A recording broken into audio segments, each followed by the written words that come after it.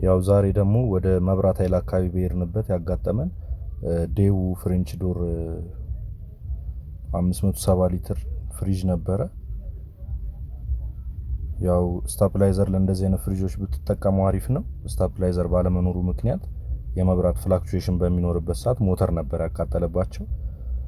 እኛም ፍሪጁን 1/4ኛ ሞተር ቀይረን ገጥመን አስተካክለንላቸዋል። በምታዩት መልኩ ጥርት ባለ መልኩ በመስራት ሃይ ፕሬሸርም ሎ ፕሬሸርም ፈትሸን ምንም ሊኬጅ እንደሌለ ካረጋገጠን በኋላ ጋዝ መስጠት ጀምረናል።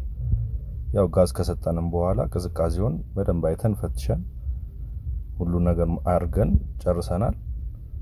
ያው እናንተም እንደዚህ አይነት ችግር በሚያጋጥማችሁ ሰዓት ባዮ ላይ በማስቀምጥላችሁ ስልክ በመደወል ያላችሁበት መተን ማስተካከል እንችላለን። በምንመጣ ሰዓት ያለውን ችግር ሙሉ በሙሉ ከነገራችሁን ስፔር ፓርቶቹን ይዘን ነው የምንመጣ የሚሆነው። ያው አንመላለስም፣ በአንድ ቀን ያልቃል ማለት ነው።